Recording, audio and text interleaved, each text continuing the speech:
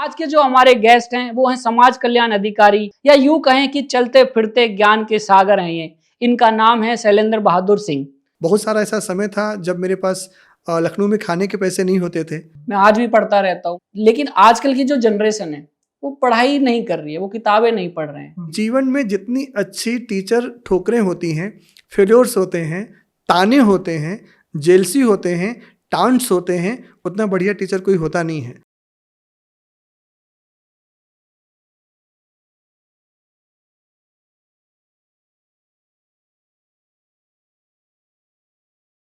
उनके यहाँ रिश्ता बस कागज पे लिखा हुआ एक कॉन्ट्रैक्ट है। वो जब चाहते हैं जारी रखते हैं, जब चाहते हैं तोड़ देते हैं।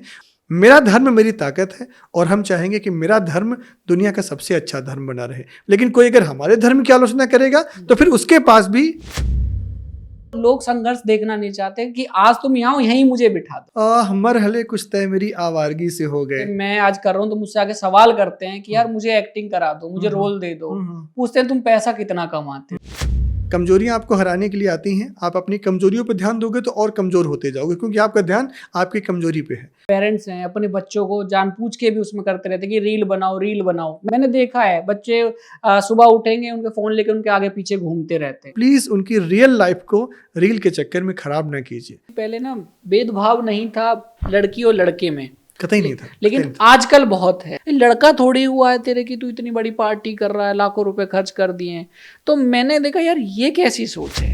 मेरी माँ कहती थी कि अगर आप समर्थ हैं तो आपको किसी दूसरे की सहायता जरूर करनी चाहिए, नहीं तो आप फिर असमर्थ ही हैं। जब बच्चा छोटा होता है या बड़ा भी मान लेते हैं, उसमें जो रोल है वो माँ का बड़ा होता है या बाप का। माँ आपको जीवन देती है और पिता उस जीवन को जीने का सलीका समझाता है। अब ऐसा क्या हो गया है कि आजकल के बच्चे इतने नाजुक हैं और पहले इतने स्ट्रांग हुआ करते थे। दबी हुई हस्ती अगर किसी बच्चे को जन्म देगी तो उसका व्यक्तित्व ही दबा हुआ होगा। पनिशमेंट, दंड अगर आपके अच्छे बनने के लिए है तो वो दंड नहीं है, वो कैटलिस्ट है। पापा ने सर से बोला कि भाई खाल खाल तुम्हारी हड्डी मेरी, देख लो अपने आप। ये फेमिनिज्म वर्ड जो है ये इंडिया का ही है या फिर कहीं और से है। उस कॉन्सेप्ट से निकल के फेमिनिज्म आया जहां पे फीमेल की कतई इज्जत नहीं थी। मैं तो उनको हीरो मानता ही नहीं। अगर आप शराब का ऐड कर रहे हैं, किसी पान मसाले का ऐड कर रहे हैं, तो आप हीरो कैसे हो सकते हैं? हमारे हीरो वो एक्टर हैं। ये आजकल की जो जनरेशन हो गई इसके लिए कूलनेस समझते हैं कि यार अगर दारू नहीं पियेंगे, हुक्का नहीं चलाएंगे पार्टी में तो पार्टी कैसी। नशा और नाश में सिर्फ एक मात्रा का अंतर है।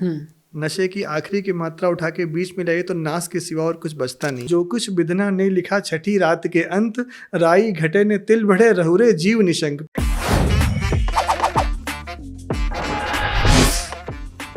स्वागत है दोस्तों मेरे पॉडकास्ट शो में, जहां पर हम खुलकर बातें करते हैं दिल की, मन की और घर की। तो आज के जो हमारे गेस्ट हैं वो हैं समाज कल्याण अधिकारी, सोशल एक्टिविस्ट, मोटिवेशनल स्पीकर या यूं कहें कि चलते फिरते ज्ञान के सागर हैं ये। इनका नाम है शैलेंद्र बहादुर सिंह। मैंने इनसे बहुत शिक्षा ली है, ज्ञान लिया है और मैं चाहता हूं कि आप भी इनसे वो ज्ञान लें। तो भैया स्वागत है आपका। बहुत बहुत धन्यवाद। बहुत अच्छा हूँ और आपको धन्यवाद, आपके दर्शकों को धन्यवाद कि आपने हमें ये मौका दिया। और मैं कोशिश करूँगा कि मैं आपकी अपेक्षाओं पे खरा उतरूँ। हालांकि आपने इतनी तारीफ़ की है, पता नहीं मैं उसके लायक हूँ भी नहीं, लेकिन मैं कोशिश करूँगा कि आपके प्रश्नों का मैं सच्चे मन से और तहे दिल से जवाब दे सकूँ। तो भैया पहले आप ये बताइए कि आज आप इस मुकाम पे हैं, तो आपका जो सफ़र है वो कैसा रहा? जहाँ तक मेरे सफ़र की बात है तो इसमें पूरा योगदान मेरे माता पिता का रहा है। उन्होंने मेहनत करी, उन्होंने मुझे अच्छे से पढ़ाया, अच्छे संस्कार दिए, लोग अच्छे मिले, लोगों के दिल अच्छे रहे, लोगों के मन अच्छे रहे और डेस्टिनी हमको जहाँ ले जाती है पवन, हम वहीं जाते हैं। हमारा अपने जीवन के सफ़र में कोई रोल नहीं होता। हमारे यहाँ गांव में एक कहावत है कि जो कुछ विधना ने लिखा छठी रात के अंत, राई घटे ने तिल बढ़े रहुरे जीव निशंक। पिताजी कहा करते थे कि हमारे जन्म के छठवें दिन हमारा भाग्य लिख दिया जाता है और ये हमको आपको लगता है कि हम आप अपनी ज़िंदगी को जी रहे हैं, ज़िंदगी हमको जी रही होती है। कुछ भी हमारे बस में नहीं है। जो हो रहा है वो ऊपर वाले की मर्जी से हो रहा है। कौन कर रहा है, कैसे कर रहा है, ये नहीं पता, लेकिन हमारे आपके जीवन में कुछ भी हमारे आपके नियंत्रण में नहीं है। ग्रामीण परिवेश था, गांव में जैसे बच्चे नंगे पुंगे टहला करते हैं वैसे टहल के हम लोग भी पढ़े। गांव के प्राइमरी स्कूल से निकल के कस्बे के जूनियर स्कूल से होते हुए लखनऊ यूनिवर्सिटी और फिर उसके बाद समाज कल्याण विभाग में सेवा का अवसर मिला। ये मेरी चॉइस थी। क्योंकि हम बचपन से ही समाज कल्याण करना चाहते थे। विभाग के बारे में सुना नहीं था, विभाग की जो भी ख्याति रही हो, मैंने व्यक्तिगत रूप से हमेशा जनता की सेवा पे ध्यान दिया। और हमारे यहाँ तो कहा गया है कि कल्याण करना बहुत ही पुण्य का काम है, और यहाँ तो कल्याण करने की हमें तनख्वाह भी मिलती है। और ये भी हमारे वेदों में, हमारे उपनिषदों में कहा गया है कि जिसके हाथ से कल्याण होता है पुण्य उसको को मिलता है। तो हर साल करोड़ों बच्चों के हाथों में छात्रवृत्ति, करोड़ों वृद्धों के हाथ में पेंशन, और जो बेवा महिलाएं होती हैं उनको पेंशन, और जो उत्पीड़ित व्यक्ति होते हैं उनको आर्थिक सहायता।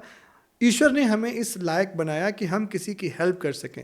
और मेरी माँ कहती थी कि अगर आप समर्थ हैं तो आपको किसी दूसरे की सहायता जरूर करनी चाहिए, नहीं तो आप फिर असमर्थ ही हैं। जैसे आपने कहा कि आज आप योग्य हैं, लोगों की मदद करते हैं, बहुत सारे लोगों के लिए आप चीजें कर रहे हैं, तो जब आपका कठिन समय था या आप इस पोस्ट से पहुंचे नहीं थे जब तक, उसमें आपकी किसी ने मदद की? मरहले कुछ तय मेरी आवारगी से हो गए। मैं इतना आवारा था, मैं इतना अपने काम में तल्लीन था, और मैं अपने रास्ते पे चल रहा था। जैसा कि किसी बहुत मशहूर शायर ने लिखा था कि मैं अकेला ही चला था जानिबे मंजिल, मगर लोग मिलते ही गए और कारवां बनता गया। हमें जहाँ पहुँचना था वहाँ पहुँचाने में बहुत सारे लोगों का रोल है। जाहिर सी बात है, शुरुआत मेरे माता पिता से हुई। घर से बाहर निकला, मेरे टीचर्स थे, घर में मेरी बहनें थीं, मेरे दोस्त थे। और मैं ये बहुत ही गर्व के साथ कह सकता हूँ कि मुझे मेरे जीवन में सारे अच्छे लोग मिले, क्योंकि मैंने उनसे अच्छी अच्छी बातें ही सीखी। मैंने कभी किसी का बुरा नहीं किया, कभी किसी का बुरा सोचा नहीं, और आज मैं जहाँ पे बैठा हूँ बस उन्हीं पुण्य और उन्हीं आशीर्वादों का फल है। बहुत सारे लोग मिले, बहुत सारा ऐसा समय था जब मेरे पास लखनऊ में खाने के पैसे नहीं होते थे। लोगों से भीख टाइप का मांग के हम लोग खाना बारातों में सज के जाया करते थे खाना खाने के लिए। हर आदमी करता है, जब भी वो शहर में पढ़ने जाता है तो कभी न कभी बिना बुलाए किसी न किसी शादी विवाह में पहुंच ही जाता है। हम लोगों ने भी किया, लोगों से पैसे उधार लिए। किताब खरीदने के लिए हम लोग के पास पैसे नहीं होते थे, तो कोई अगर दोस्त मिल जाता था उससे एक रात के लिए किताब मांग के ले जाते थे, और उस एक रात में हम पूरी की पूरी किताब पढ़ जाते थे। मैं आपको एक वाकया बताऊँ, लखनऊ यूनिवर्सिटी में पढ़ रहा था, आइकनोग्राफी मेरा सब्जेक्ट था, आर्कियोलॉजी के सेकंड पेपर में। मेरे पास उसकी कोई किताब नहीं थी। ये है, मेरे को सब पता नहीं है, आप एक बार बताइए क्या चीज़ है? आइकनोग्राफी मूर्ति विज्ञान होती मूर्ति है। विज्ञान। जो प्राचीन भारतीय कलाएं होती हैं उनमें जो आर्किटेक्चर होता है, आर्किटेक्चर जो मूर्तियां बनी होती हैं उनको पढ़ने के लिए। और उसमें एक किताब थी खजुराहो की देव प्रतिमाएं, जो रामाश्रय अवस्थी ने लिखी थी। हम लोग खजुराहो घूमने गए और मुझे मालूम था कि इसका सवाल हमारे पेपर में आने वाला है। पूरे लखनऊ में सिर्फ एक किताब थी टैगोर लाइब्रेरी में, और वो किताब किसी ने इशू करा रखी थी। उस किताब को मुझे पढ़ना था। 2 दिन बाद मेरा पेपर था। जिस लड़की ने वो किताब इशू कराई थी, मैंने उसका नाम लिया, उसका फ़ोन नंबर लिया, उसके घर तक मैं गया। मैंने उससे मांगा कि दीदी मुझे किताब दे दीजिए। मुझसे सीनियर थी, वो सेकेंड ईयर में थी, मैं फर्स्ट ईयर में था। दीदी मुझे किताब दे दीजिए, पढ़नी है। उन्होंने किताब मुझे पढ़ने के लिए नहीं दी। उसके बाद मैं रात भर रोया। नेक्स्ट डे में पहुंचा, वो टीचर रामाश्रय अवस्थी उस समय लखनऊ यूनिवर्सिटी में वही सब्जेक्ट पढ़ा रहे थे। मैंने कहा सर मुझे इस प्रश्न का जवाब आपकी किताब से ही लिखना है। वो मुझे अपने घर ले गए, उनके अपने सेल्फ से उन्होंने वो किताब निकाल के मुझे दी, और मुझे आज भी याद है कि 100 में से मेरे 98 नंबर आए थे आइकनोग्राफी में, सिर्फ उस एक किताब का था। तो बहुत से लोगों ने सहायता करी। जो भी ऊंचाई पे पहुंचा व्यक्ति है वो किसी न किसी की सहायता से ही पहुंचता है। अगर आप उस ऊंचाई पर पहुंचकर उन सहायता करने वाले व्यक्तियों को याद रखते हैं तो ही आपका जो जीवन सार्थक है, अन्यथा की स्थिति में तो ऊपर तो कोई भी बैठ सकता है। जैसे भैया मैंने आपके बारे में पढ़ा भी था, और हम तो साथ में बैठते ही हैं, तो आप पढ़ाई को बहुत वैल्यू करते हो। आपने कहा कि मैं हमेशा पढ़ा हूँ, मैं आज भी पढ़ता रहता हूँ, मैं सालों साल पढ़ता रहता हूँ। लेकिन आजकल की जो जनरेशन है वो पढ़ाई नहीं कर रही है, वो किताबें नहीं पढ़ रहे हैं, वो सोशल मीडिया के चक्कर में लगे हुए हैं। तो आप जो ये लोग नहीं पढ़ रहे हैं उनको कुछ कहना चाहेंगे कि पढ़ाई की क्या वैल्यू है? पढ़ाई ही जीवन में सब कुछ है। किताबें ही सिर्फ नहीं पढ़ाती हैं। व्यक्ति जब आँख खोलता है तब से वो पढ़ना शुरू करता है, और जब सोता है तब तक वो पढ़ता रहता है। मैंने जब से होश संभाला है तब से मैं पढ़ ही रहा हूँ। ज्ञान और सीख पढ़ाई के 2 आधारभूत स्तंभ हैं। ज्ञान हमें किताबों से मिलता है, सीख तो अपने से बड़ों के चरणों के पास बैठ के भी ली जा सकती है। आप हमारे भारतीय धर्म ग्रंथ उपनिषदों को ही लीजिए। उपनिषद का शाब्दिक अर्थ होता है गुरु के समीप बैठकर अर्जित किया गया ज्ञान। किताबें नहीं थी, गुरु के वाक्य ही जो है हमारी शिक्षा होते थे। तो हम भी ऐसे ही पढ़ते रहे अपने टीचर से, अपने दोस्तों से। और मैं आपको बताऊं कि जीवन में जितनी अच्छी टीचर ठोकरें होती हैं, फेल्योर्स होते हैं, ताने होते हैं, जेलसी होते हैं, टांट्स होते हैं, उतना बढ़िया टीचर कोई होता नहीं है। आपको किताबें वो ज्ञान कभी नहीं दे सकती जो व्यक्तियों का दुराव आपको देता है।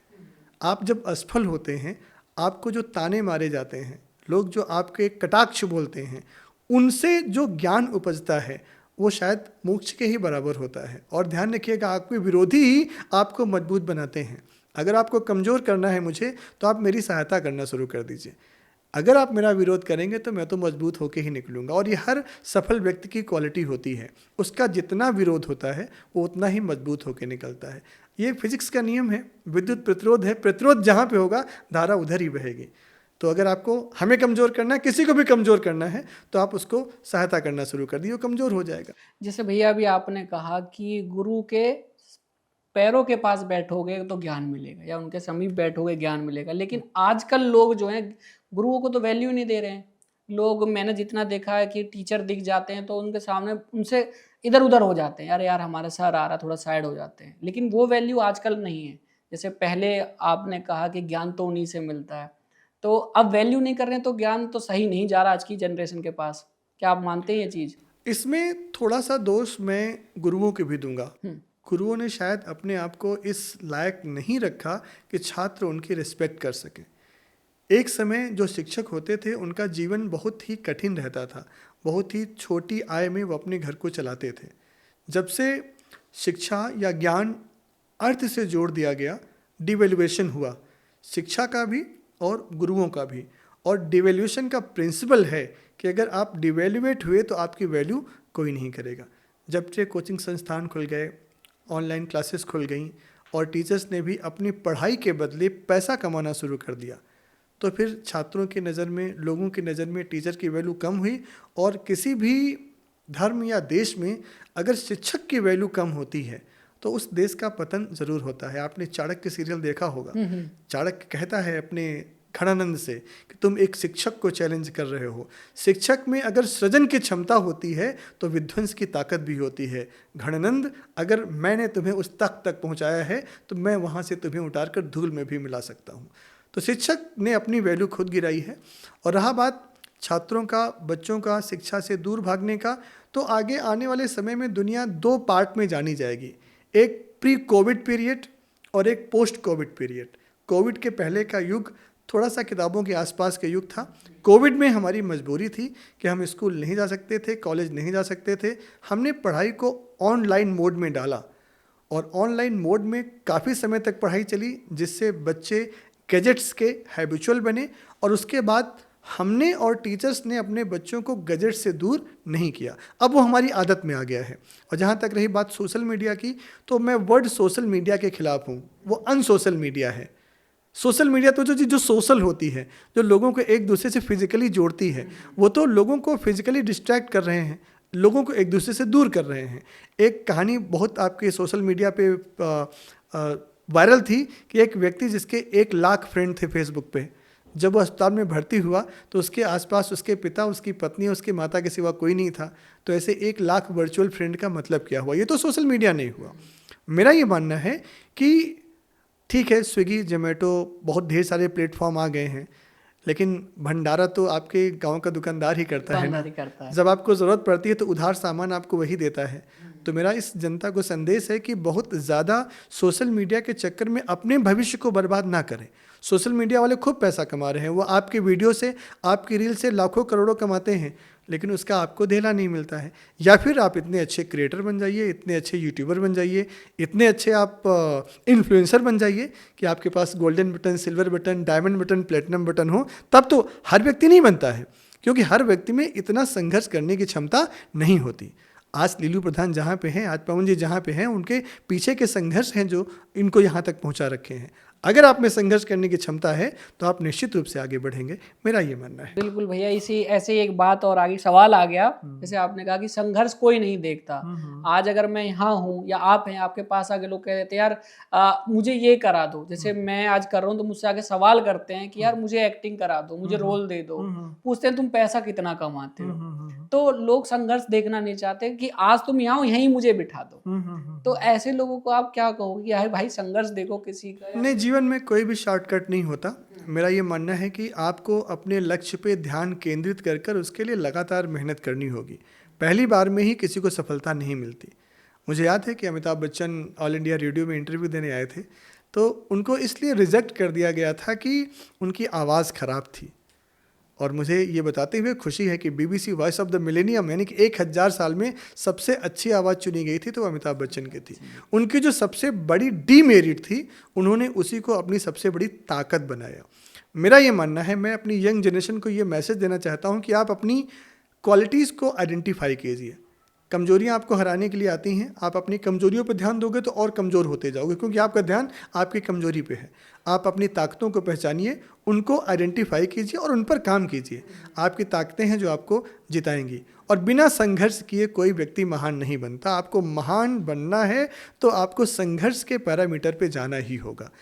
या फिर आप बिल गेट्स की औलाद हैं, एलन मस्क की औलाद हैं, मार्क जुकरबर्ग की औलाद हैं, तो आपके पास सब कुछ। वहाँ तक बनने के लिए तो आपको उसी प्रोसेस से गुजरना होगा। बिल्कुल। लेकिन आजकल तो देखोगे आप किसी को भी, वो सोशल मीडिया पे हर कोई अपने पेरेंट्स हैं, अपने बच्चों को जानबूझ के भी उसमें करते रहते कि रील बनाओ रील बनाओ। मैंने देखा है बच्चे सुबह उठेंगे, उनके फ़ोन लेकर उनके आगे पीछे घूमते रहते हैं, चाहे 2 साल का बच्चा हो, 1 साल का बच्चा हो। लेकिन कॉम्पिटिशन सा हो गया है कि यार फलाने के बच्चा अभी 2 साल का है, उसके इतने फॉलोवर हो गए हैं।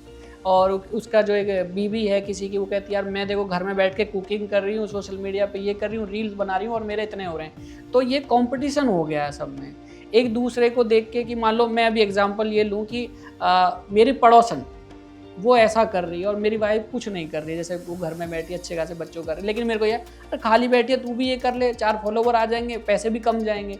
तो ये कॉम्पिटिशन भी बढ़ रहा है। मैंने बहुत लोगों से बात करी, वो कहते हैं और लोग कर रहे हैं हम भी कर रहे हैं। ये भी एक चीज़ है। मेरा ये मानना है कि ये बहुत ही हेल्दी कंपटीशन नहीं है। अपने यहाँ एक कहावत है कि खरबूजे को देख के खरबूजा रंग बदलता है। तो यहाँ पे भारत में ये चीज़ आ गई है कि कोई दूसरा कर रहा है, उसको देख के हमने कुछ भी करना शुरू कर दिया। इस अंधी दौड़ में हमें लगता है भारत की महिलाओं को शामिल नहीं होना चाहिए, और महिलाओं को तो कतई नहीं होना चाहिए। मैं कहीं किसी महिला पे कोई आक्षेप, कोई रोक या कोई कमेंट नहीं कर रहा हूँ। हमारी महिलाएं हमारी ताकत हैं, क्योंकि वो हमारे बच्चों को जन्म देती हैं, वो सृष्टि का सृजन करती हैं। और जिस घर की माँ रील बनाने में लगी रहेगी तो उस घर की रियल लाइफ तो इम्पैक्ट होगी।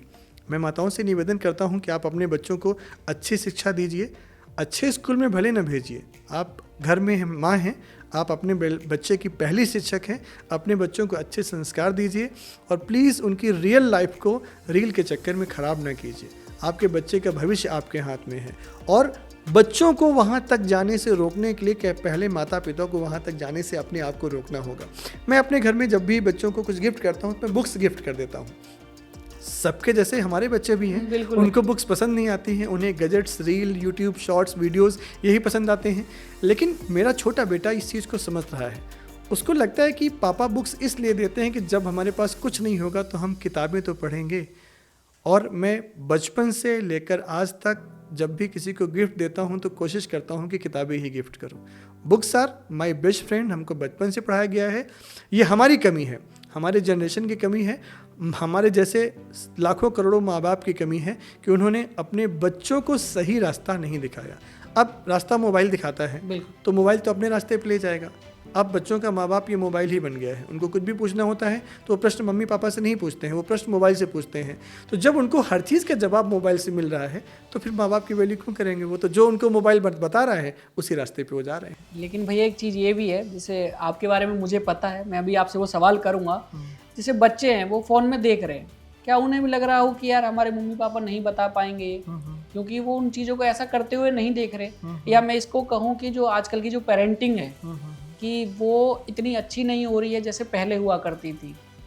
आप इस चीज़ को अगर मानेंगे तो जैसे पहले माँ बाप का रोल बहुत ज़्यादा हुआ करता था, लेकिन आजकल फ़ोन का ज़्यादा हो गया है। तो लेकिन आपसे मैंने सुना है, लेकिन आप तो अपने बच्चे को फ़ोन के लिए अभी उन्होंने कभी देखा ही नहीं, पूछा नहीं, सीधा आपसे पूछते हैं सवाल, क्योंकि आप कहते हैं ऐसी अभी चीज़ बनी नहीं, मैं जवाब ना दिया अपने बच्चों का। तो ये चीज़ आप कहीं, इसके लिए माता पिता का जागरूक होना बहुत ज़रूरी होता है। जैसा कि मैंने कहा, कमी मम्मी पापा में है और दोष हम बच्चों को दे रहे हैं। बच्चे ना समझ हैं, वो ये पेरेंटिंग वाली बात। हाँ, उन्हें नहीं, पेरेंटिंग का तो पैरामीटर ही चेंज हो गया है। हाँ। आपके समय की पेरेंटिंग आपको याद होगी कि मम्मी पापा के जूतों से शुरुआत होती थी। घर में पहुंचते जूते पड़ते थे, घर से बाहर निकल के जूते पड़ते थे। आजकल टीचर अगर स्टिक भी मार दे तो हमारे मम्मी पापा या हमारे जैसे माँ बाप स्कूल पहुंच जाते हैं। बच्चों को अनुशासन में रखना बहुत ज़रूरी होता है।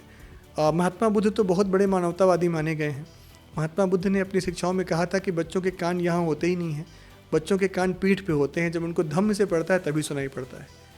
तो पनिशमेंट, दंड अगर आपके अच्छे बनने के लिए है तो वो दंड नहीं है, वो कैटलिस्ट है, वो आपके लिए मोटिवेशन है। और आज के युग में कौन आपकी बातें सुनता है? किसी को आपकी बातें सुनना अच्छा नहीं लगता, उसको लगता है कि मेरे प्राइवेट वर्ड में कोई भी मेरे हस्तक्षेप ना करे, मैं ही सब कुछ हूँ। हम लोग के ज़माने में ऐसा नहीं था। हम लोग के ज़माने में तो सारे डिसीजन माँ बाप लेते थे और उनको ना मानने पर डिफरेंट तरीके के हमको दंड मिलते थे। हम लोग को मुर्गा बना दिया जाता था, हम लोग को बेंच के ऊपर खड़ा कर दिया जाता था, हम लोग के हाथों में स्टिक से हम लोगों ने कभी बुरा नहीं माना। आजकल जो ये मानवतावादी आ गए हैं, मैं समर्थन नहीं कर रहा हूँ बच्चों को मारने पीटने का, बच्चों को मारना पीटना नहीं चाहिए। अगर बच्चा बात कहने से सुन लेता है, समझ लेता है, तो मारने पीटने की क्या ज़रूरत। लेकिन हम में से जितने भी लोग यहाँ पॉडकास्ट में बैठे हुए, कोई बताए बिना अपने मम्मी पापा की मार खाए यहाँ तक पहुँच गया हो? तो आजकल के बच्चों को छू भी लो तो वो कहते हैं कि नहीं, आप मुझे फिजिकल पनिशमेंट नहीं दे सकते। मैं तो भैया एक बार मेरे से गलती हो गई थी, तो स्कूल में तो पापा गए, पापा ने सर से बोला कि भाई खाल खाल तुम्हारी हड्डी मेरी, देख लो अपने आप। मैंने कहा पापा तुमने तो पिटवा दिया, मैं तो यहाँ आपको लेके आया था कि मेरे साथ ऐसा कर रहे हैं। नहीं, ये होता था कि हमारे यहाँ टीचर्स ही सब कुछ थे, वो जो कहते थे वो सही था। और अगर आप स्कूल से मार खा के गए हो तो ये श्योर है कि आप घर में भी मार खाओगे। आप घर में जाके शिकायत नहीं कर सकते थे कि आज टीचर ने आपको मारा। और आज हम जहाँ हैं उन्हीं दंडों की वजह से हैं, उन्हीं पिटाई की वजह से हैं, उसी अनुशासन की वजह से हैं। जीवन में अनुशासन का बहुत बड़ा महत्व है। अनुशासित व्यक्ति कभी असफल नहीं होता है। हम शायद आज की नई जनरेशन को अनुशासन नहीं सिखा पा रहे हैं। अनुशासन 2 वर्ड से मिलकर बना है, अनु जिसका मतलब होता है समीप, और शासन जिसका मतलब होता है डिसिप्लिन। आपके पास बैठकर, आपके शासन में रहकर अगर हम कुछ बन जाएं तो उसी में हमारी भलाई है। बच्चों को हम नहीं सिखा पा रहे हैं, बच्चों की कोई गलती नहीं है। दोष हमें अपने सर लेना चाहिए कि हम अपनी जनरेशन को क्या दे रहे हैं। जो हम देंगे बच्चे वही लेके आगे जाएंगे। अच्छा भैया एक चीज़ बताइए, जब बच्चा छोटा होता है या बड़ा भी मान लेते हैं, उसमें जो रोल है वो माँ का बड़ा होता है या बाप का? ये प्रश्न थोड़ा सा कठिन है, क्योंकि मेरे इस पॉडकास्ट को माताएं भी सुन रही होंगी और पिता भी सुन रहे होंगे। मैं माँ बाप के रोल की डिफिनीशन वहाँ से शुरू करना चाहूँगा कि अगर माँ बच्चे को 9 महीने अपने कोख में रखती है तो बाप मरने तक अपने बच्चे को अपने दिमाग में रखता है। बच्चे के पैदा होने से पहले पूरा का पूरा श्रेय माँ को जाता है, क्योंकि माँ जो सोचती है, जो समझती है, जो खाती है, जो पीती है, जो सांस लेती है, वो बच्चे में प्लेसेंटा के माध्यम से जाता है। लेकिन बच्चे के पैदा होने के बाद उसके पूरे जीवन की जिम्मेदारी पिता की होती है। पिता हमेशा ये सोचता है कि मेरे रहने पर और मेरे जाने के बाद भी मेरी संतान कैसे खुश रहे। माँ अपने बच्चे को हमेशा अपनी कमर पे गोद में लेती है, क्योंकि वो सोचती है कि जहाँ तक मैं देख सकती हूँ मेरा बच्चा वहाँ तक देख सके। लेकिन कभी आपने ध्यान दिया हो पवन, पिता अपने बच्चे को हमेशा अपने कंधे पे बिठाता है कि जहाँ तक मैं देख सकता हूँ मेरा बच्चा वहाँ से आगे तक देख पाए। माँ बच्चे का पहला टीचर होती है। माँ के जो बच्चे का निर्माण होता है पवन, वो 2 तत्वों से होता है। एक धातु होती है, एक ऊर्जा होता है। धातु के 5 पार्ट होते हैं, 5 एलिमेंट, क्षिति, जल, पावक, गगन, समीर। ये 5 एलिमेंट बच्चे को माँ से मिलते हैं। लेकिन जो ऊर्जा तत्व होता है पवन, वो पिता से मिलता है। अच्छा भैया एक चीज़ बताइए, बच्चे के जीवन में माँ का रोल बड़ा होता है या बाप का? माता और पिता के रोल को बड़े छोटे में ना बांटिए। आप सिर्फ ये पूछिए कि किसका रोल ज़्यादा होता है। ज़्यादा होता है या महत्वपूर्ण ज़्यादा होता है? तो जन्म से पूर्व सारे का सारा रोल माँ का होता है। जन्म के पश्चात फिर पिता ही उसको अपने कंधे पे उठा के चलता है। माँ बच्चों को संस्कार देती है। माँ के अंदर जो क्वालिटीज़ हैं वो बच्चों में आती हैं। माँ दया की प्रतिमूर्ति है, बच्चे में दया आती है। माँ करुणा की प्रतिमूर्ति है, बच्चे में करुणा आती है। माँ परोपकार की प्रतिमूर्ति है, बच्चे में परोपकार आते हैं। माँ श्रद्धा की प्रतिमूर्ति है, बच्चे में श्रद्धा आती है। माँ जिन जिन अच्छाइयों की प्रतिमूर्ति है, बच्चे में वो सब माँ से आते हैं। पिता साहस का प्रतीक है, पिता अनुशासन का प्रतीक है, पिता वीरता का प्रतीक है, पिता संघर्ष का प्रतीक है, पिता ठोकर खाकर उठने का शिक्षा देने का प्रतीक है। तो ईश्वर की 2 रचनाएं हैं, स्त्री और पुरुष, और जो बच्चा होता है वो दोनों ही संरचनाओं का मिश्रण होता है। तो माँ से ममत्व आता है, पिता से पितृत्व आता है। पितृत्व थोड़ी सी हार्श कॉन्सेप्ट है। पिता आपको मजबूत बनाता है, माँ आपको जीवन देती है और पिता उस जीवन को जीने का सलीका समझाता है। तो माता और पिता में दोनों का रोल बराबर है, समय का अंतर है।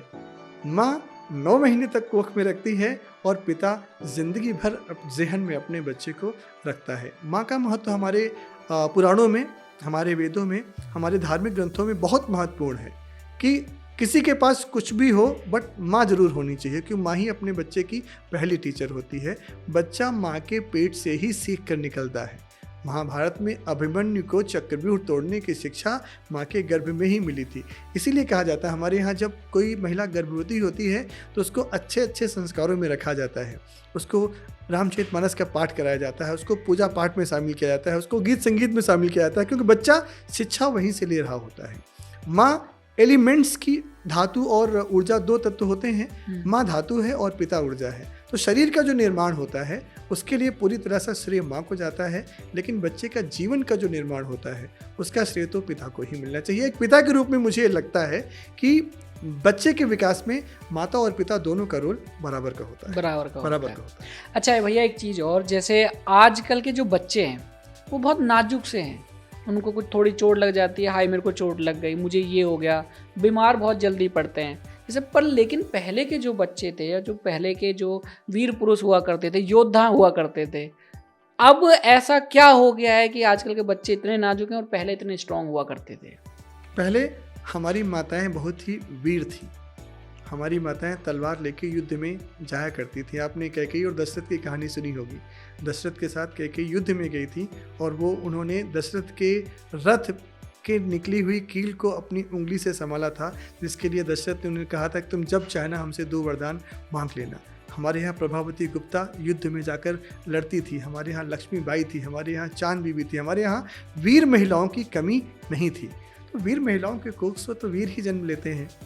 समय चेंज हुआ, कुछ विदेशी संस्कृतियों का आगमन हमारे देश में हुआ, जिन संस्कृतियों में स्त्री को नगण्य या उपभोग की वस्तु समझा गया, उनको दबाया गया, उनकी सोच को दबाया गया। और दबी हुई हस्ती अगर किसी बच्चे को जन्म देगी तो उसका व्यक्तित्व ही दबा हुआ होगा। तो माँओं की कोख से खिलवाड़ किया गया। हमारी संस्कृति में हमेशा स्ट्रांग महिलाएं होती थी, स्ट्रांग बच्चे जन्म लेते थे। जब विदेशी संस्कृतियों ने आकर हमारी संस्कृति पे कब्जा किया, हमारी संस्कृति को थोड़ा सा दूषित किया, भारतीय महिलाओं में वीरता की थोड़ी सी कमी आई। उनको भोग की वस्तु समझा गया, उनको घर तक सीमित कर दिया गया। उन संस्कृतियों के आगमन के बाद, पहले नहीं था। पहले हमारे यहाँ तो यक्ष नचिकेता के संवाद में आप देखिए, सावित्री और यमराज के संवाद में आप देखिए, गार्गी और याज्ञवल्क्य का संवाद आप देखिए, ऋग्वेद की वैदिक ऋचाओं की रचना देखिए। अपाला, घोषा, गार्गी, मैत्रेयी, शकुंतला, ये वो महिलाएं थीं जो वेदों की ऋचाओं को लिखा करती थी। हमारे यहाँ शिक्षा का समान अधिकार था। हमारे यहाँ कन्या का भी उपनयन संस्कार होता था। वो युद्ध में जाके अपने योद्धाओं के साथ लड़ती भी थी। बाद में संस्कृतियों के चेंज होने के बाद चूँकि माएँ कमज़ोर हुई, तो कमज़ोर माँओं के बच्चे हमेशा कमज़ोर रहेंगे। इसीलिए हम कहते हैं कि माँओं को मजबूत रखिए। माँ घर चलाती है, माँ हमको बनाती है। माँ का रोल क्या, पत्नी का रोल भी हमारे जीवन में बहुत ज़्यादा है। पत्नी का ही जो हैप्पीनेस रिफ्लेक्शन होता है वो पति के चेहरे पे होता है। अगर घर में आपकी पत्नी आपका सपोर्ट कर रही है तो पूरी दुनिया में कोई आपको हरा नहीं सकता है। इसलिए मेरे दोस्त, माँ को हमेशा पूज्य ही रहना चाहिए। वो पूज्य है, रहना क्या चाहिए, सबको उसकी पूजा करनी चाहिए। पहले ना भेदभाव नहीं था लड़की और लड़के में, कतई नहीं था, लेकिन आजकल बहुत है। आजकल तो मैं कहना नहीं चाहूँगा, लेकिन अगर पता कर लेते हैं कि लड़की है या लड़का है, लड़की है तो मार भी देते हैं, और एक लड़की हो गई तो दूसरी के लिए वो कोई है ही नहीं कि हमें नहीं चाहिए। मैं यहाँ पर थोड़ा सा विज्ञान को दोष देना चाहूँगा। हमारे भारत में कभी भी विज्ञान का इतना ज़्यादा प्रयोग बच्चे पैदा करने में नहीं होता था। हमारे यहाँ बच्चे जो है ईश्वर की प्रतिमूर्ति। आजकल तो लोग बेबी प्लान करते हैं, ठीक, हम सब तो अनप्लान्ड हैं। हम सब अनप्लान्ड इस दुनिया में आए हैं, ठीक है। तो जो प्लान करके कोई चीज़ आती है तो कोई ज़रूरी नहीं कि वो उतनी अच्छी हो जितना अच्छा आप एक्सपेक्ट कर रहे हो। ये बच्चे ईश्वर की देन है, बच्चों को अपने हिसाब से पैदा होने दीजिए। और मेरा ये मानना है कि अगर किसी घर में किसी स्त्री को अच्छा स्थान मिला है तो उसके बच्चे भी अच्छे ही निकलेंगे। इसलिए स्त्री को आगे बढ़ाते रहिए, आप खुद आगे बढ़ जाएंगे। लेकिन ये चीज़ भी गलत है कि भेदभाव करना, कि नहीं होना चाहिए, क्योंकि ईश्वर की रचना है। और फिजिकली अगर स्त्रियां थोड़ा सा वीक हैं तो मेंटली वो हमसे बहुत स्ट्रांग हैं। अगर वो कम पढ़ी लिखी हैं, उसके बाद भी वो घर को इतना अच्छे से मैनेज कर रही हैं, तो हम पढ़े लिखे पुरुषों से बहुत ज़्यादा आगे हैं वो। और मैं आपको बता दूं, हम लोग को बचपन से सिखाया गया है कि किसी भी सफल व्यक्तित्व के पीछे एक महिला का हाथ होता है, चाहे वो माँ के रूप में हो, चाहे बहन के रूप में हो, चाहे प्रेसी के रूप में हो, चाहे कोलीग के रूप में हो, चाहे पत्नी के रूप में हो। अगर आपके पास, हमारे यहाँ कहावत है कि जहाँ सुमति तहाँ संपत्ति नाना, जहाँ कुमति तहाँ विपत निधाना। अगर आपको सुमति वाली पत्नी, माँ, बहन या प्रेसी या आपका कोलीग मिल गया तो जान लीजिए कि आपके जीवन में अच्छाइयाँ ही अच्छाइयाँ हैं। बस ध्यान आपको रखना है कि कोई कुमति टाइप का जो है आपके आसपास फीमेल ना आने पाए। क्योंकि मेरे साथ हुआ था ऐसा, जब मेरी बेटी हुई थी भैया, तो मैंने उसका बर्थडे बहुत अच्छा किया। जैसे हमारे यहाँ पे क्या है, लड़कों के कुआ पूजन होते हैं, उनके लिए बहुत बड़ी बड़ी दावतें होती हैं, लेकिन लड़की के लिए नहीं होता। तो मैंने अपनी बच्ची का जन्मदिन बहुत बड़ा किया। तो मेरे जो रिलेटिव्स या कोई और लगे, अरे यार ये सब इतना क्यों कर रहा है, ये लड़का थोड़ी हुआ है तेरे की, तू इतनी बड़ी पार्टी कर रहा है, लाखों रुपए खर्च कर दिए हैं। तो मैंने देखा यार ये कैसी सोच है। अब आप जो है ना, इसके पीछे के रूट कॉज पे जाइए। हमारे यहाँ बालिकाएं पढ़ती थी, हमारे यहाँ बालिकाएं युद्ध में जाती थी, हमारे यहाँ बालिकाएं पर्दा नहीं करती थी, हमारे यहाँ बालिकाएं हमारे कंधे से कंधा मिला के चलती थी।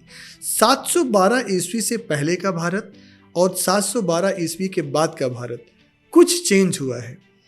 लड़के इसलिए ज़्यादा ज़रूरी हो गए कि उनको युद्ध में जाना होता था। लड़के इसलिए ज़्यादा ज़रूरी हो गए, उनको खेती करने जाना है, उनको पशुपालन करना है, उनको मेहनत करनी, उनको पैसा कमाना है। लड़कियां हमेशा से ही बच्चे पैदा करने की मशीन नहीं थी। हमारे यहाँ लड़की को लक्ष्मी माना जाता है। जिस घर में लड़की पैदा होती है, माना यह जाता है कि इस घर के ऊपर ईश्वर की असीम कृपा है। हमारे यहाँ नव दुर्गा का त्यौहार सिर्फ लड़कियों के लिए मनाया जाता है। हमारे यहाँ लड़कियों की कहानियाँ ऐसी ऐसी हमको बचपन से पढ़ाई गई हैं, चाहे वो सती सावित्री रही हो, चाहे वो प्रभावती गुप्ता रही हो, कोई भी रही हो। यहाँ तक कि रावण की जो पत्नी मंदोदरी थी, वो भी प्रकांड विद्वान थी। आप माता सीता के बारे में सुन लीजिए, आप द्रौपदी के बारे में सुन लीजिए। हमारे यहाँ जो महिलाओं का कैरेक्टर है वो स्ट्रेंथ से भरा हुआ है। लेकिन कुछ संस्कृतियों का आगमन हमारे देश में हुआ, जहाँ पर लड़की या स्त्री सिर्फ भोग की वस्तु समझी जाती थी, और वही कल्चर हमारे यहाँ आके अडॉप्ट हुआ। हमारे यहाँ के समाज में कभी पर्दा प्रथा नहीं थी, कभी छुआछूत नहीं था, कभी महिलाओं के साथ दुर्व्यवहार नहीं था। लेकिन जिन संस्कृतियों में था वो आई, हमारे यहाँ हावी हुई, और उसका रिफ्लेक्शन हमारे भारतीय समाज में भी पड़ा, जिससे कि स्त्रियों की वैल्यू थोड़ी सी गिरी, लेकिन आज भी उतनी है। मैं तो कहता हूँ कि मैं 5 बहनों का बहुत ही प्रिविलेज्ड भाई हूँ। मेरे घर में बहनों की इज्जत ज़्यादा होती थी, मेरी सबसे कम होती थी। मेरी माता की इज्जत मेरे पापा बहुत ज़्यादा करते थे, लेकिन जैसा हर पति पत्नी के बीच में होता है कि भाई पति पत्नी का झगड़ा तो चलता ही रहता है, तो वो दोनों लोग आपस में वैसे रहते थे। लेकिन हाँ, किसी के संस्कार और किसी के रिस्पेक्ट में कमी नहीं है। पत्नियों को हमेशा इज्जत देनी चाहिए। भले ही मेरी पत्नी की शिकायत हो कि मैं उसकी इज्जत नहीं करता, लेकिन मैं उसकी बहुत इज्जत करता हूँ। मैं ओपन प्लेटफॉर्म पे एक्सेप्ट कर रहा हूँ, लेकिन पति पत्नी का रिश्ता है, जैसा सबका होता वैसा हमारा भी है। अच्छा भैया, आपने कहा कि जो पहले हमारी महिलाएं इतनी स्ट्रांग हुआ करती थी, इतनी वैल्यू दी जाती थी, तो ये जो एक फेमिनिज्म वर्ड आया है, इसको लोग गलत भी समझते हैं। ये कहाँ से आया? ऐसा मतलब इसमें है क्या? क्या ये जो एकदम कहते हैं कि फेमिनिज्म दिखाना कि यार हम स्ट्रॉन्ग हैं, यार हमारा ही है, या विक्टिम कार्ड वाली चीज़ें करते हैं, तो ये फेमिनिज्म वर्ड जो है ये इंडिया का ही है या फिर कहीं और से है? दोस्त, जॉर्ज बर्नार्ड शॉ ने एक बात कही थी कि किसी भी देश की अगर सभ्यता को नष्ट करना है तो उसकी संस्कृति को नष्ट कर दो। हमारे देश में अजीब अजीब तरह के नैरेटिव गढ़े गए। महिलाओं को ये बताया गया कि पुरुषों ने आपको हमेशा से दबा के रखा है। स्वतंत्रता से पहले का इतिहास और स्वतंत्रता के बाद लिखा गया इतिहास दोनों अलग अलग है। हमने कभी अपनी महिलाओं को दबाया नहीं, और हमारी महिलाएं ही हमारे घर में राज करती थी।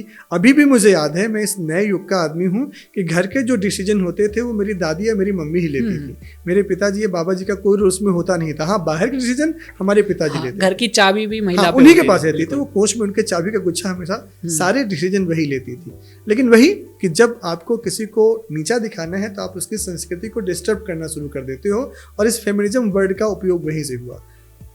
उस कॉन्सेप्ट से निकल के फेमिनिज्म आया जहाँ पे फीमेल की कतई इज्जत नहीं थी। एक के यहाँ मैरिज कॉन्ट्रैक्ट होती है, एक के यहाँ मैरिज सिर्फ खुशी होती है। शाद जो वर्ड है जिससे शादी बना है, फारसी का एक वर्ड है जिसका मतलब होता है खुशी। जब तक खुश हैं तब तो ठीक ठाक, नहीं खुश हैं तो तलाक तलाक तलाक। मैरिज एक कॉन्ट्रैक्ट है दो बुद्धिमान लोगों के बीच में, जब तक उस कॉन्ट्रैक्ट की शर्तें पूरी हो रही हैं तब तक तो साथ में है, कॉन्ट्रैक्ट खत्म लोग खत्म।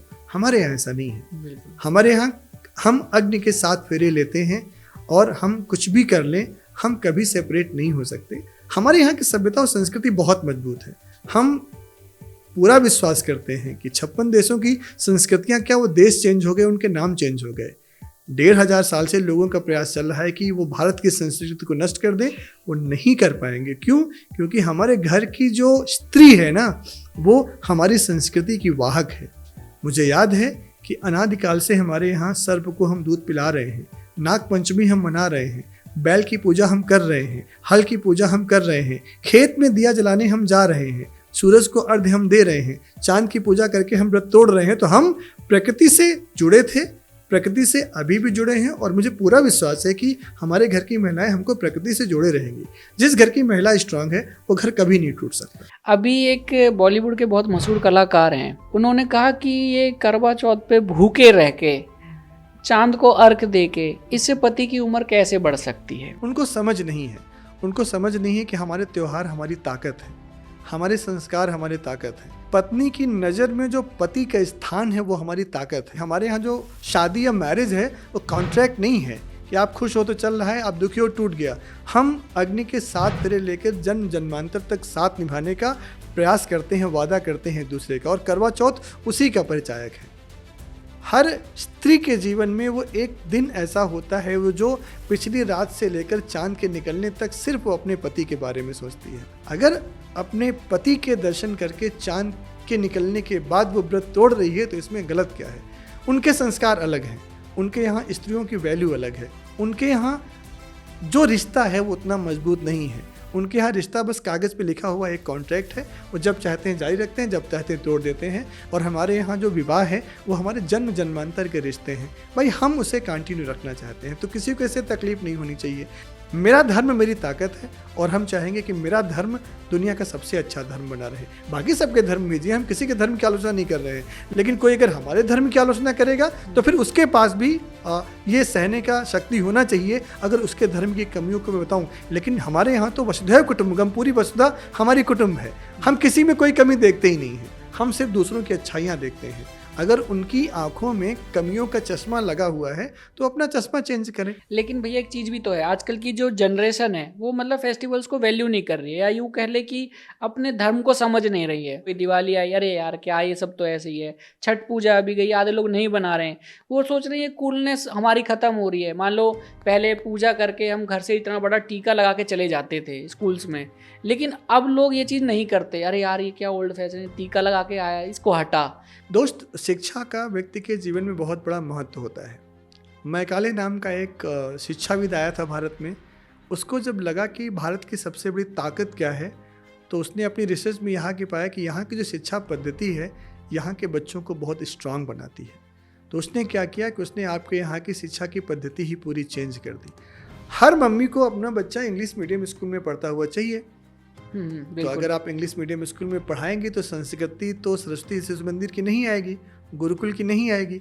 आपका बच्चा गुड मॉर्निंग, गुड इवनिंग और गुड आफ्टरनून में ही रहेगा। भाषा के रूप में अंग्रेजी कतई बुरी नहीं है, सबको सब भाषा पढ़नी चाहिए। भाषाएं जो हैं किसी संस्कृति के मोहताज नहीं होती। एक छोटा सा कॉन्सेप्ट है पवन कि दुनिया में सबसे चमकदार चीज़ कौन होती है? सूरज। जब पश्चिम में ढलता है तो डूब जाता है। तो सूरज जैसी चमकदार चीज़ अगर पश्चिम में ढल के डूब जाती है तो हम तो हाड़ मांस के इंसान हैं। मॉडर्न होना बुरा नहीं है, वेस्टर्न होना बुरा है। आप पश्चिम में मत ढलिए, क्योंकि पश्चिम में अगर सूरज ढलता है तो वो भी डूबता है। तो अगर आपने अपने बच्चे को अंग्रेजी माध्यम की शिक्षा दी है, अंग्रेजी माध्यम के संस्कार मिले हैं, तो वो जनरेशन तो फिर कभी आपकी तरफ नहीं लौटेगी। वो तो क्रिसमस मनाएगी, न्यू ईयर मनाएगी, उसमें कोई बुराई नहीं दिखती उनको।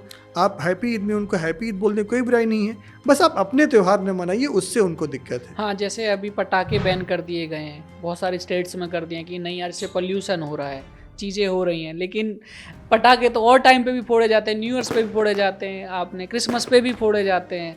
तो ये ये भी एक तरीके से ये चीज़ मान लें कि यार हमारे फेस्टिवल्स को कि आदमी इंजॉय ना करे। उनको आपकी हर चीज़ बुरी लगती है, आपको उनकी हर चीज़ अच्छी लगनी चाहिए, क्योंकि उनको आपको ये दिखाना है कि आप नीचे हैं, आप इन्फीरियर हैं, आपके अंदर कुछ भी अच्छा नहीं है। वो सदियों से ये कोशिश कर रहे हैं कि आपको ये एहसास करवा ले जाएं कि आप में ऐसा कुछ नहीं है। आपको सपेरों का देश कहते हैं, आपको जादू टोना का देश कहते हैं। जब भी किसी संस्कृति को खराब करना होता है तो आप सबसे पहले उसकी पहचान मिटा देते हैं। आपके देश की पहचान उन्होंने मिटाई, आपका देश भारत था, आपके देश का नाम चेंज कर दिया, आपको हिंदुस्तान कर दिया, आपको इंडिया कर दिया। अब भारत बहुत कम सुनने को मिलता है। बिल्कुल, कोई नहीं बोलता है। शुक्र है आज की नई सरकार का, वो फिर से आपके देश का नाम भारत रख रही है। मैं धन्यवाद देना चाहूँगा। आपकी पहचान को मिटाने का कुत्सित प्रयास सैकड़ों साल से चल रहा है और उसी का ये रिजल्ट है कि आपके त्योहारों को इन्फीरियर करते हैं। चलो हम कहते हैं कि हम दिवाली पे पटाखे नहीं दगाएंगे, तो आप जो लाखों करोड़ों पशुओं की बलि देकर अपने त्यौहार को मनाते हैं फिर आप उसको बंद कीजिए। हम तो अपने त्यौहार में किसी का खून नहीं बहाते, ठीक। हम होली के रंग में पानी ही तो वेस्ट करते हैं, किसी की जान तो नहीं लेते। बिल्कुल। पानी तो बरसात से इतना आ जाता है कि अगले साल की हमारी ज़रूरतें पूरी हो जाती हैं। आपको तकलीफ़ इस बात की है कि हम मंदिर में जाके दूध ना चढ़ाएं, हम मंदिर में जाके फल फूल ना चढ़ाएं, लेकिन आप अपनी आस्था के नाम पर करोड़ों जानवरों की बलि दे देते हो और कोई उफ तक नहीं करता है। तो आपको आखिर सारी कमियां हमारे त्योहारों पे ही की दिखती हैं।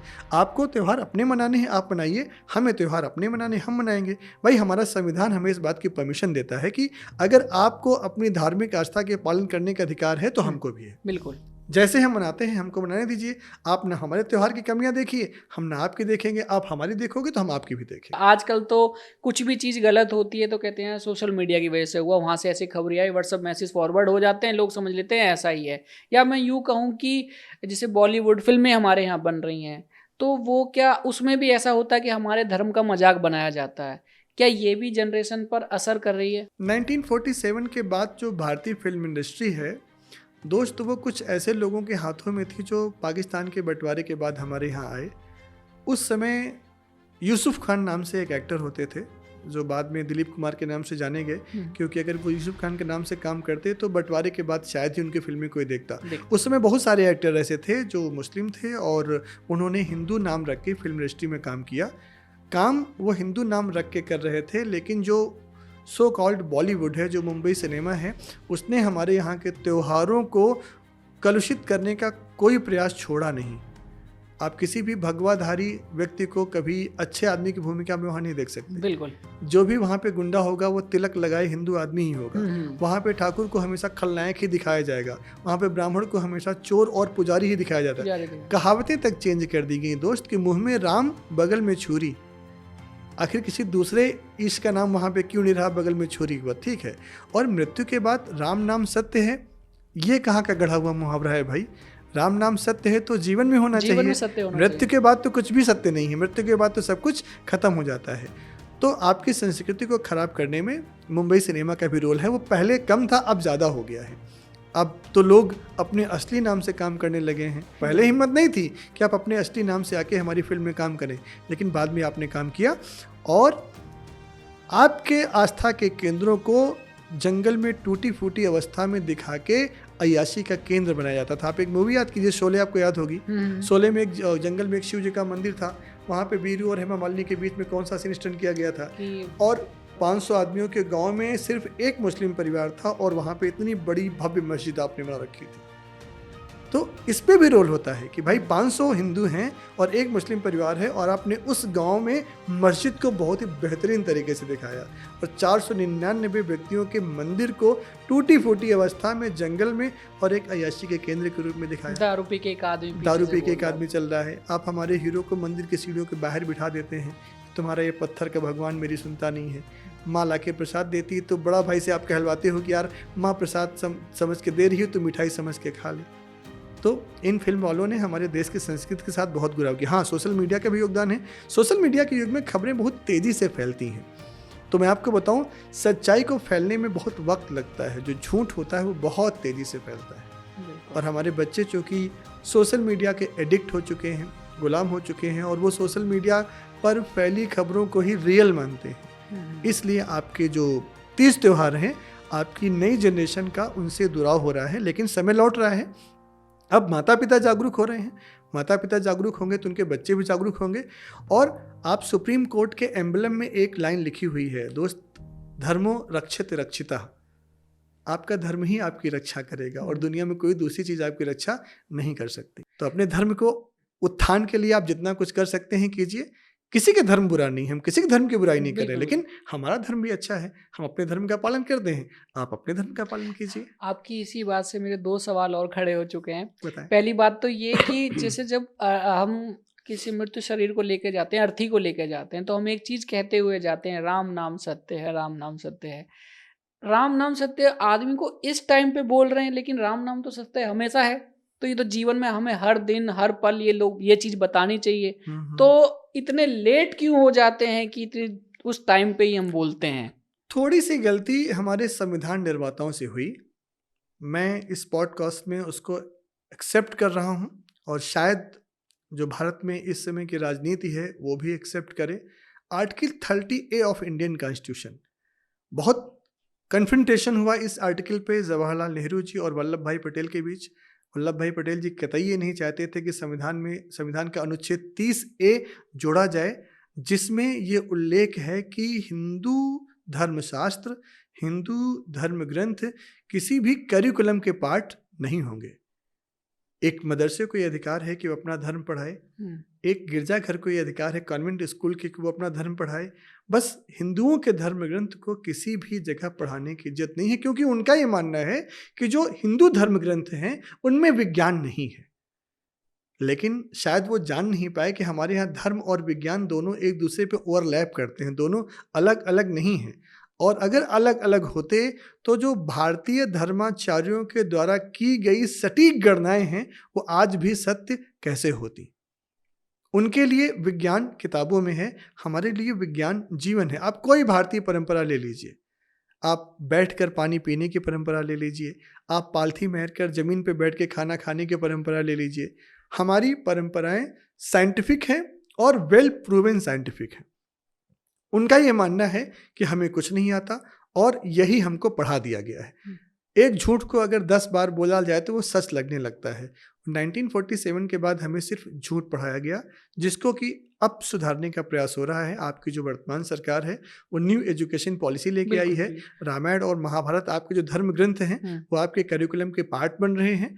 और जैसे जैसे आपके देश का युवा, आपकी न्यू जनरेशन अपने धर्म और अपनी शिक्षा की पद्धति के बारे में जानती जाएगी, वो एक बार फिर से लौटेगी।